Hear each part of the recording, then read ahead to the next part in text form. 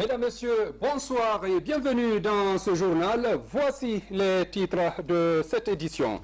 Agriculture, plus de 30 tonnes de semences pour relancer la culture du maïs en Guinée. Des ingénieurs agricoles sont aussi dépêchés sur le terrain. On ira à Dinguiraï pour voir le lancement de cette opération. Le projet Grand Conakry 2040, le cabinet Louis Berger a présenté des propositions de scénarii stratégiques d'aménagement. C'est dans le cadre du schéma directeur de ce projet. Au niveau de la santé, 525 jeunes médecins viennent de suivre une formation. C'est dans le cadre de la prévention contre les contaminations sur les manipulations à risque. Une fois encore, bonsoir et bienvenue dans ce journal. Une équipe d'experts et de techniciens ivoiriens des domaines agricoles et d'élevage vient de boucler une mission de travail préparatoire en Guinée. Il s'agit pour la Côte d'Ivoire d'apporter son appui à la Guinée dans la relance de ces deux secteurs. Cette équipe a été reçue par le chef de l'État. Compte rendu, Mohamed Lamine Souma, Cheikh Mabinti Silla et Mandiou Sidibé.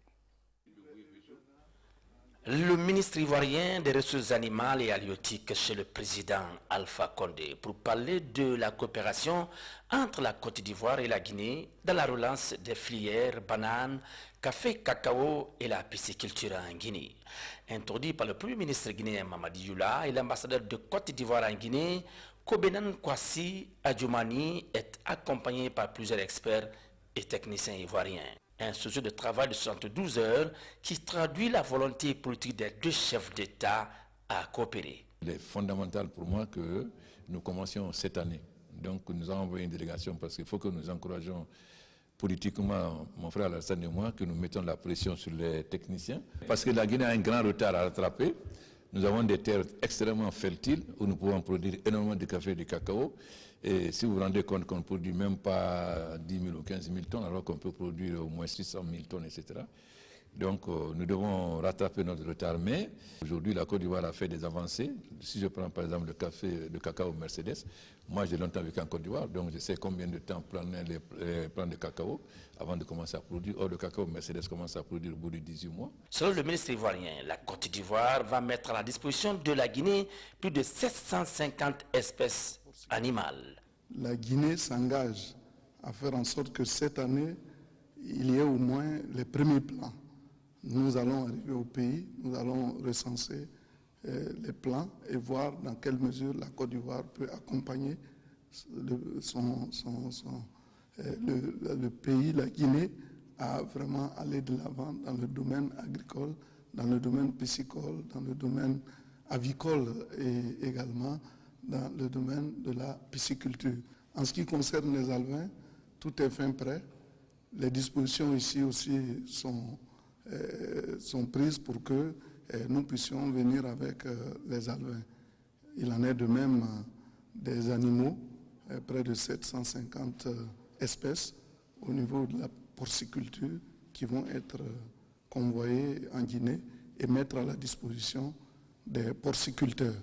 Le président Alpha Condé, qui accorde un intérêt tout particulier à la relance de la production agricole en Guinée, souhaite que les premières semences arrivent dès le mois de juillet. Je vais envoyer une mission dès lundi pour qu'on puisse mettre à notre disposition les semences de café, cacao et de palmiers dont on a besoin.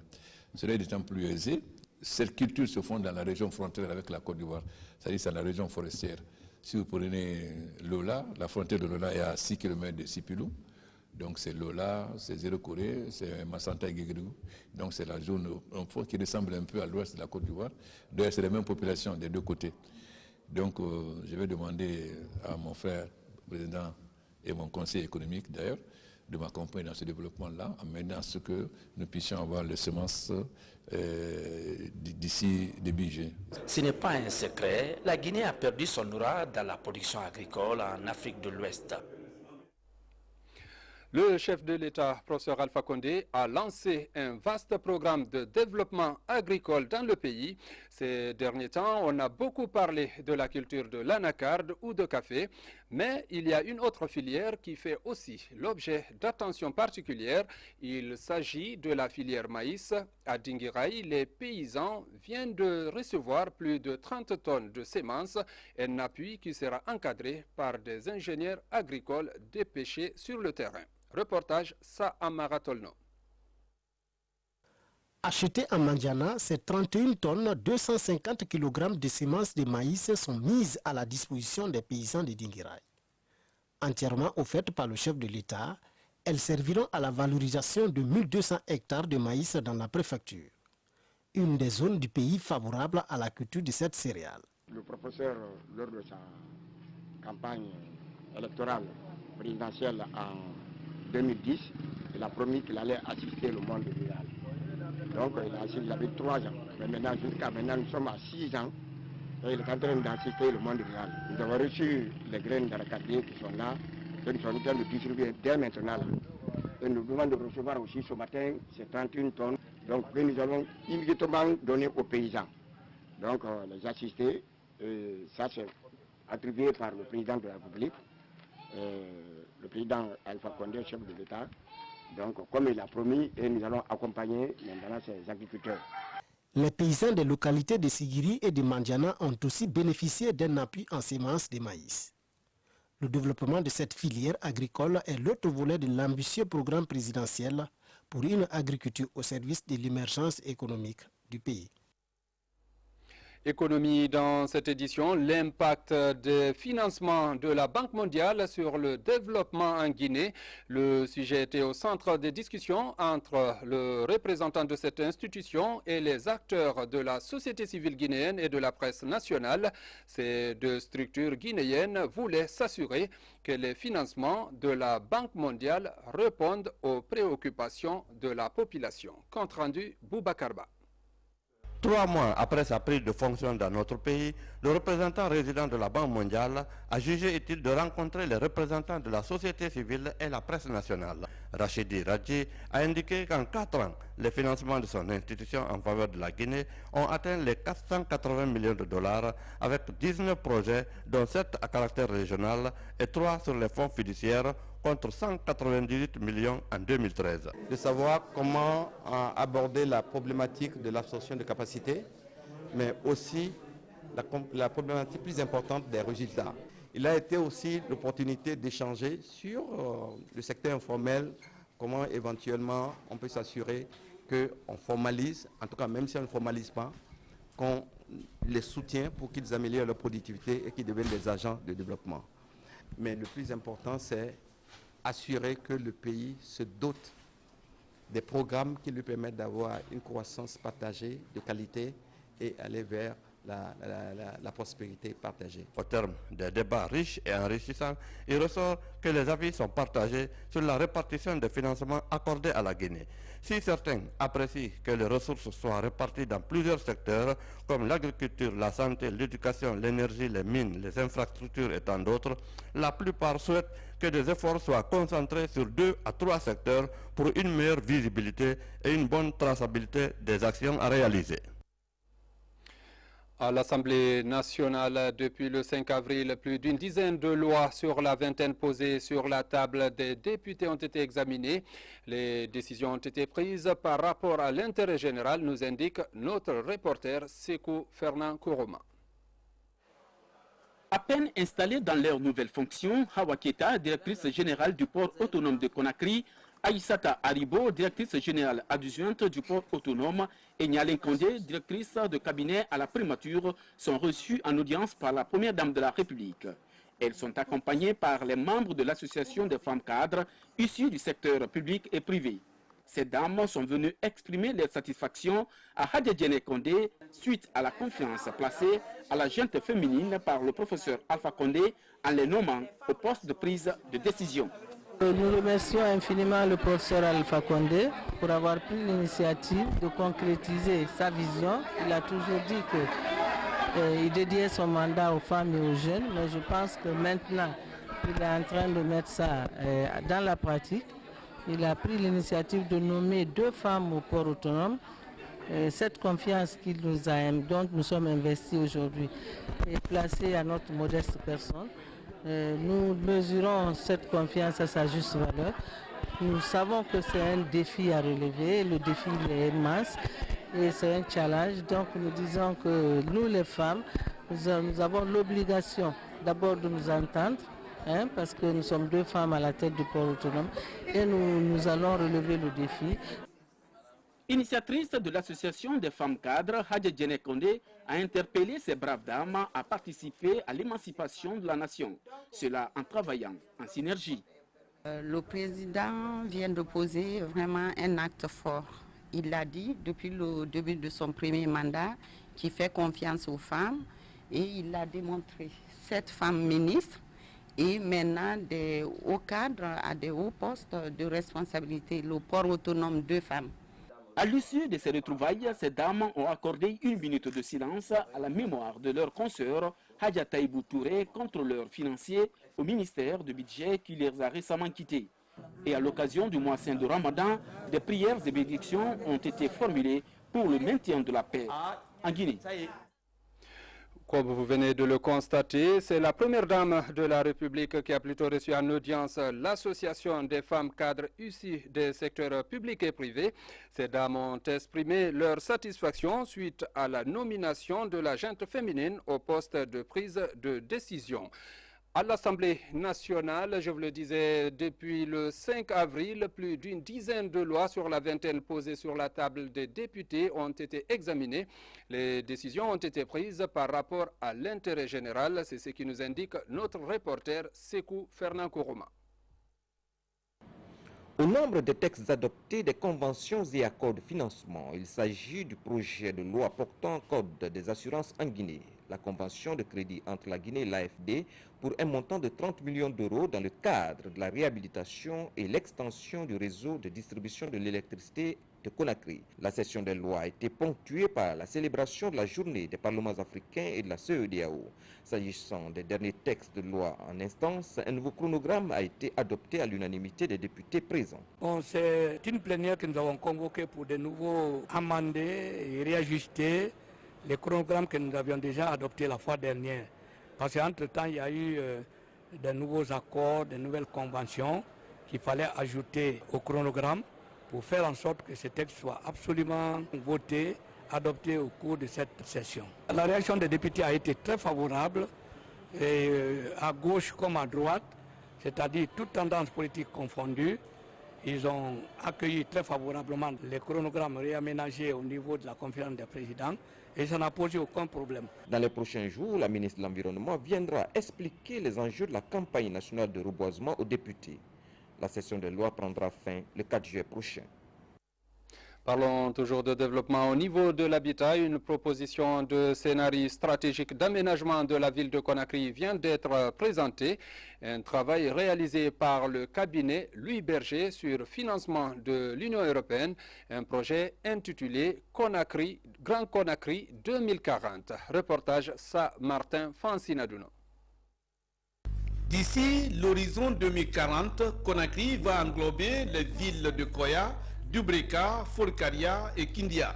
Le projet est baptisé Grand Conakry 2040. Il redéfinit les instruments de l'habitat, du foncier et de la planification pour prendre en compte tous les enjeux en termes d'occupation d'espace. Les enjeux, c'est de répondre à 2 défis principaux. On a des taux de croissance de population qui sont de l'ordre de 3,3 à 3,5%. Donc les 2 défis sont comment on fait pour accueillir ces nouveaux urbains à l'horizon de 2040 dans des conditions de vie satisfaisantes. Et le deuxième défi, c'est qu'est-ce qu'on met en place pour s'occuper de l'amélioration des Conakry d'aujourd'hui. En fonction de l'expertise de nos équipes, de pouvoir permettre à la Guinée de choisir et de se doter d'une vision cohérente et claire pour ce développement. Il y a un des scénarios qui est de verticaliser modérément l'espace. Mais ça doit se faire dans le cadre d'une concertation, en prenant bien en compte aussi la culture locale. Selon les professionnels du secteur, la ville de Conakry est construite sur un étalement urbain, mais pas en hauteur, ce qui favorise l'occupation sauvage des sols. Les membres des départements associés à la mise en œuvre de ce projet et les experts définissent les mécanismes de maîtrise du foncier pour construire de nouvelles villes, ainsi que des stratégies pour la gestion adéquate des engins roulants. C'est de réussir à développer un transport beaucoup plus massifié, avec des véhicules qui permettent de faire monter plus de personnes. Aujourd'hui, le système de transport, il repose essentiellement sur les taxis collectifs, et ce qui fait qu'il y a énormément de véhicules qui circulent. L'autre sujet, c'est qu'on a beaucoup de points où on a à la fois la fonction de circulation, mais également les activités commerciales qui se rejoignent. Donc il faudrait réussir à travailler à la fois sur une meilleure articulation entre les marchés et les routes, et pas les coller aussi fortement. Et l'autre aspect, c'est de réussir à développer des axes de circulation pour des bus qui soient rapides, fluides et qui ne s'arrêtent pas partout. Les membres du comité devront réfléchir à de nouvelles stratégies pour diminuer la pression démographique dans les péninsules. Mieux, les mêmes stratégies doivent permettre de préserver les grandes entités géographiques en termes d'occupation du territoire à grande échelle. Dans le cadre de l'aménagement de la nouvelle décharge de Rorira dans la préfecture de Dibreka, le gouverneur de Conakry était récemment sur le terrain. Mathurin Bangoura a suivi les travaux de dégagement réalisés sur le site, 60 hectares pour accueillir les poubelles de Conakry et environ. Reportage Moussa Bangoura. La présence de cette machine sur le site de Rorira annonce le lancement des travaux d'aménagement de la nouvelle décharge. Le gouvernorat de Conakry compte transférer la décharge de la minière du centre-ville.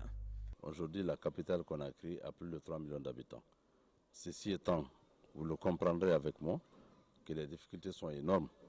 Les camions que vous avez déjà vus sur le terrain ne parviennent pas à décharger au niveau à reverser les ordures au niveau de cette décharge. C'est pour cette raison que nous nous sommes dit qu'il fallait très rapidement trouver une décharge qui allait tenir compte de la démographie actuelle de la capitale de Conakry. Ça va être très coûteux, mais qu'à cela nous tienne, mieux vaut ça que de laisser les gens dans des circonstances dans lesquelles ils vivent aujourd'hui. Vous voyez, on ne peut même pas respirer, c'est l'embouteillage même le long de la rue. Oui, notre souhait aujourd'hui, qu'il fasse déménager ce dépotoir ici, parce que c'est vraiment encombrant au cœur de la ville, vous voyez. Et ça a aussi un impact au niveau de la santé de la population, surtout des environnants. Dans les 5 communes de Conakry, l'opération de ramassage des ordures a été effectuée, malgré l'accès difficile à la décharge. On est là pour essayer de rendre Ratoma propre. Ratoma était très propre, mais ces derniers temps, on est vraiment, je ne dirais pas au cœur de peloton, mais on est vraiment envahi par les ordures qui sont à tous les endroits. Et donc on est, depuis un certain moment, et avec l'appui du gouvernorat, avec l'initiative d'ailleurs du gouvernorat, nous sommes en train de faire ce que vous voyez là, nous sommes en train d'assainir. En cette période de grandes pluies, le gouvernorat de Conakry s'est engagé à assainir la ville avec l'accompagnement du gouvernement pour éviter les maladies épidémiques. Éviter les maladies, santé encore, plus de 500 médecins viennent de boucler leur formation en prévention et contrôle des infections. Le programme consiste à éviter les contaminations dans la pratique du métier. Reportage Francis Collier. Ces jeunes médecins et pharmaciens affûtent leurs armes contre les maladies infectieuses.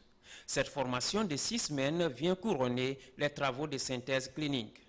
Une formation en travaux pratiques pour cerner la prévention et le contrôle des infections. Nous, en tant qu'agents de santé, il y a des informations que nous avons eu à recevoir ici pendant ce module, pendant cette session, qu'on n'avait pas auparavant. Et je pense que c'est ce qui a mis beaucoup d'agents de santé en risque, d'où nous avons perdu certains de nos éminents maîtres, éminents encadreurs. Mais nous pensons qu'à partir d'aujourd'hui, à travers tout ce que nous venons d'entendre, nous pouvons prendre des mesures qui pourront nous mettre à l'abri de certaines choses. Selon l'OMS, la maladie à virus Ebola a fait plus de 2000 morts en Guinée, même parmi le personnel soignant. Aujourd'hui, les leçons sont tirées pour un double impact. La protection du médecin et celle du malade. Une option qui rime avec la vision d'une formation de qualité. Ils ont été initiés au port correct de l'équipement de protection individuelle. et ils ont reçu en fait aussi une formation pratique sur le lavage des mains qui est un geste essentiel dans vraiment la prévention et le contrôle des infections. Donc c'est l'étape du savoir-faire et du savoir-être pour eux. Nous, autorités universitaires, nous avons décidé désormais que les étudiants qui doivent sortir de notre faculté pour aller sur le terrain devraient systématiquement bénéficier de formations en matière de prévention et de contrôle de l'infection.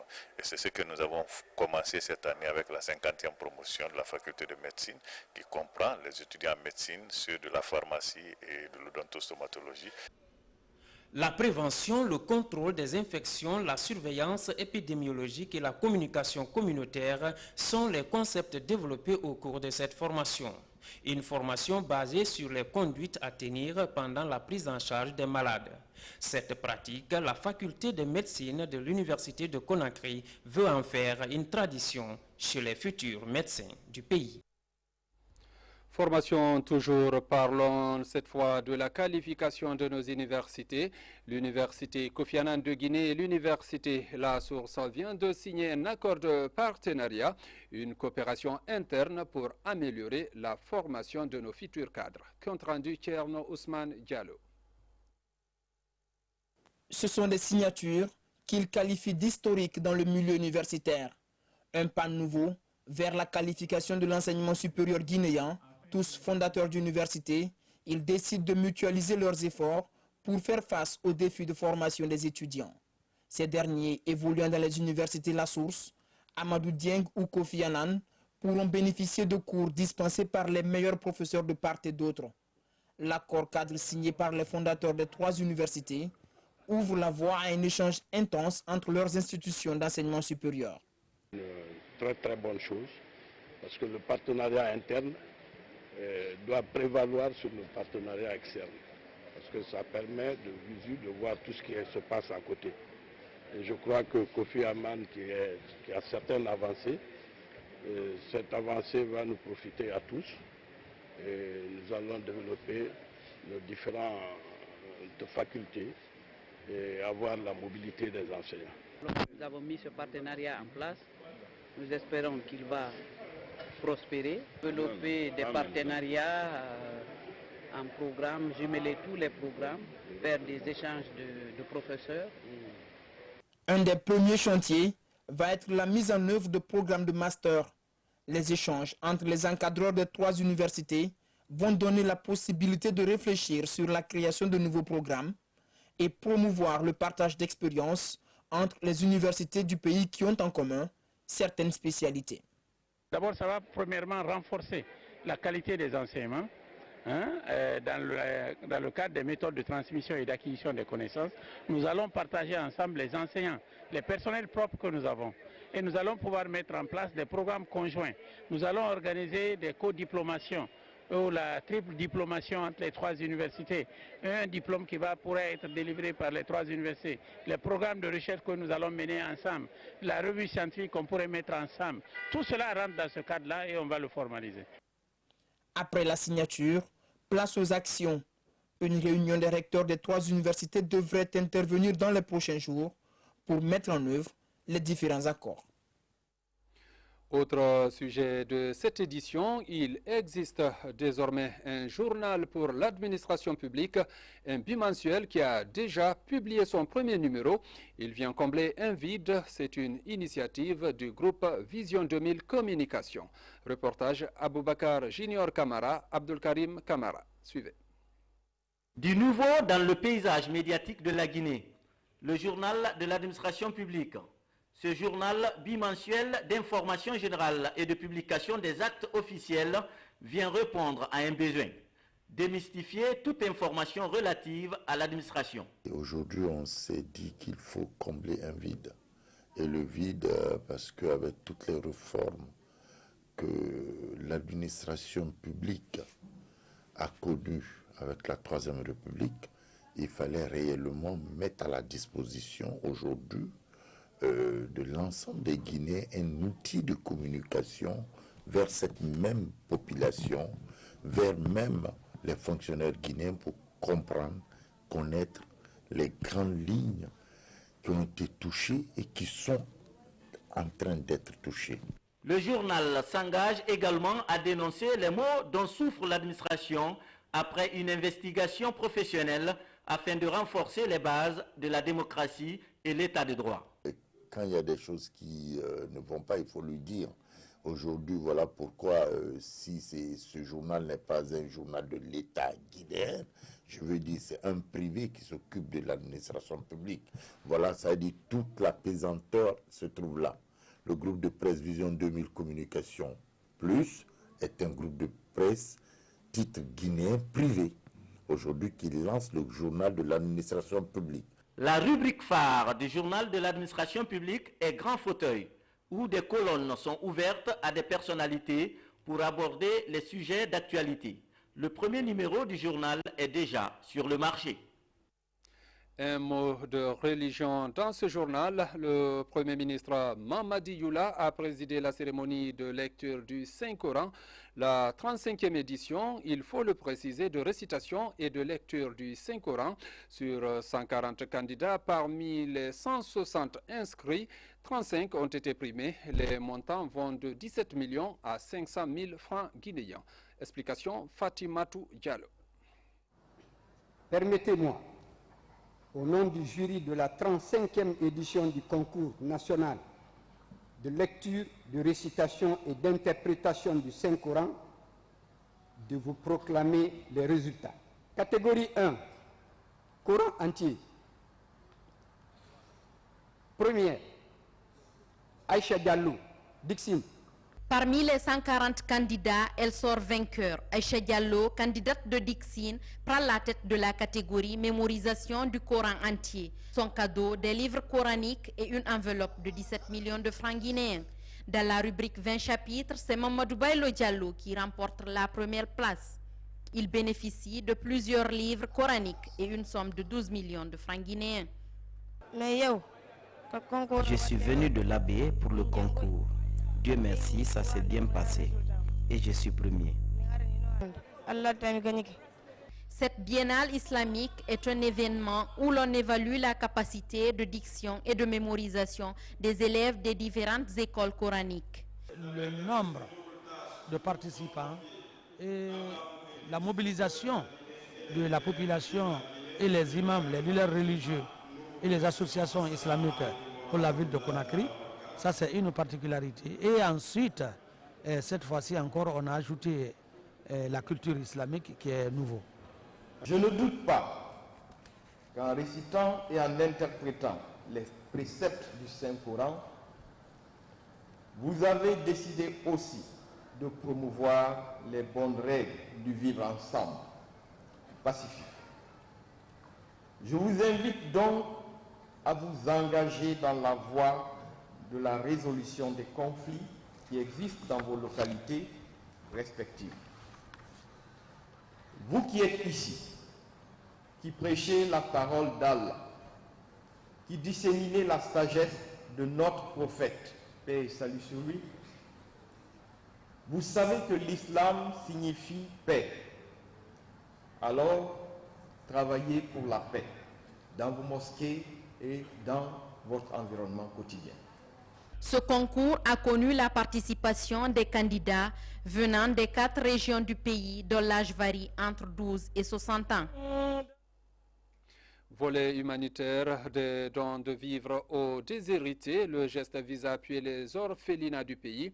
C'est le village SOS de Conakry et le foyer de la paix qui ont bénéficié de ces stocks alimentaires. Abdoulaye Diallo. Des vivres pour les orphelins du village SOS de Conakry et le centre foyer de la paix.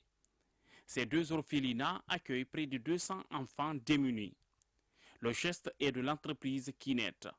Il vient soulager ces tout petits. Et le choix a été fait par les networkers guinéens. Ils ont accepté que ce don soit au village SOS et à Kassog pour venir au secours des enfants démunis, pour que vraiment qu'on les aide dans la nourriture. C'est pourquoi on a envoyé des sacs qui contiennent 1 litre d'huile d'arachide, et 2 sacs, 2 kilos de riz, 1 kilo de lait et 1 kilo de sucre aussi. L'action est la toute première pour cette entreprise commerciale en faveur des orphelins. Elle vient renforcer le stock alimentaire de ces foyers d'accueil en cette période de pénitence. Actuellement, nous avons beaucoup besoin de la nourriture parce que ici, notre ration alimentaire mensuelle, c'est 10 à 11 sacs par mois. Et puis, notre budget mensuel, c'est 50 millions. Et puis, nous, sans le loyer ici, nous payons la concession là à $1000 par mois. Voir aujourd'hui une société de la place faire une telle action, c'est très réconfortant pour nous. Les responsables de ces deux foyers souhaitent plus d'appui en faveur des orphelins.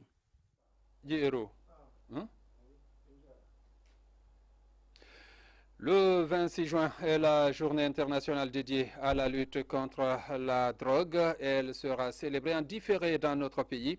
On suit les précisions dans cette déclaration du coordinateur national du comité interministériel de lutte contre la drogue. Il est au micro de Younousa Tawel Kamara. Institué en 1987 par la résolution 42-112 de l'Assemblée générale des Nations unies, le 26 juin de chaque année est la journée internationale de lutte contre l'abus et le trafic illicite de drogue. Le thème retenu cette année est « Menons une vie saine, développons notre communauté et nos identités sans drogue ». Du 26 juin 2015 au 26 juin 2016, une grande quantité de drogue est saisie rien que pour la région de Conakry. Pour mener à bien la lutte contre le trafic illicite de drogue en Guinée, les responsables des services spéciaux anti-drogue et du crime organisé rassurent. Soyez rassurés que nous sommes déterminés, même au prix de notre vie, en s'appuyant bien sûr sur la justice guinéenne désormais réformée, à mener une lutte avec acharnement contre ces réseaux criminels dans notre pays et ceux venant de l'étranger, profitant de notre peuple, tout en mettant en danger sa santé, sa sécurité et son bien-être. Huitième de finale Euro 2016, les résultats: Suisse 1, Pologne 1, qualification de la Pologne au tir au but, Pays de Galles 1, Irlande 0, Portugal 1, Croatie 0. Mesdames et messieurs, ainsi prend fin cette édition. Merci à vous qui nous regardez à Méniérouré et partout ailleurs dans le monde. Merci.